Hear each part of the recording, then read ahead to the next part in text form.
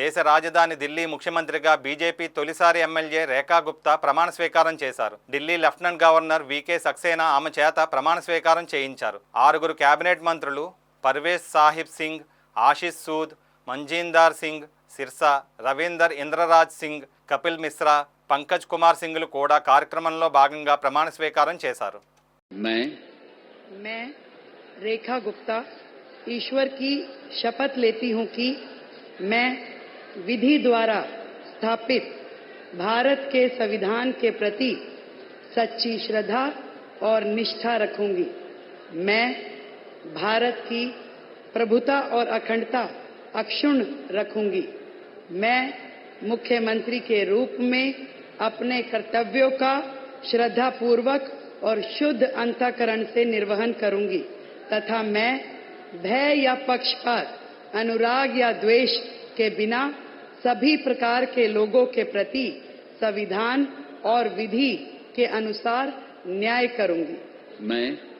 मैं रेखा गुप्ता ईश्वर की शपथ लेती हूं कि जो विषय मुख्यमंत्री के रूप में मेरे विचार के लिए लाया जाएगा अथवा मुझे ज्ञात होगा उसे किसी व्यक्ति या व्यक्तियों को तब के सिवाय जबकि ऐसे मुख्यमंत्री के रूप में अपने कर्तव्यों के सम्यक निर्वहन के लिए ऐसा करना अपेक्षित हो मैं प्रत्यक्ष या अप्रत्यक्ष रूप से संसूचित या प्रकट नहीं करूंगी।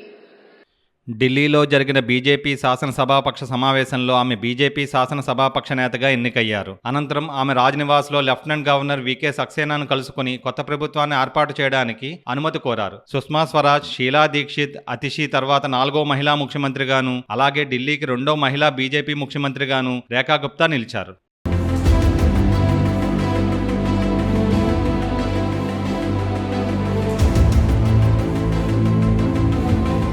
ముఖ్యమంత్రి పదవిని అప్పగించినందుకు పార్టీ అగ్రనాయకత్వానికి రేఖా గుప్తా ధన్యవాదాలు తెలిపారు. ఢిల్లీ ప్రజల సంక్షేమం, అభివృద్ధికి పూర్తి నిజాయితీ, చిత్తశుద్ధి, అంకిత భావంతో పనిచేస్తానని ఆమె ప్రతిజ్ఞ చేశారు. ఇటీవల జరిగిన ఢిల్లీ అసెంబ్లీ ఎన్నికల్లో షాలిమార్ బాగ్ స్థానం నుంచి ఆమె ఎమ్మెల్యేగా విజయం సాధించారు. ఆమె 1992లో ఢిల్లీ యూనివర్సిటీలోని దౌలత్ రామ్ కాలేజీలో ఏబీవీపీతో తన రాజకీయ ప్రయాణాన్ని ప్రారంభించారు. ఆమె 1996లో ఢిల్లీ యూనివర్సిటీ స్టూడెంట్స్ యూనియన్ అధ్యక్షురాలుగాను, ఢిల్లీ బీజేపీ మహిళా మోర్చా ప్రధాన కార్యదర్శిగా కూడా గతంలో పనిచేశారు.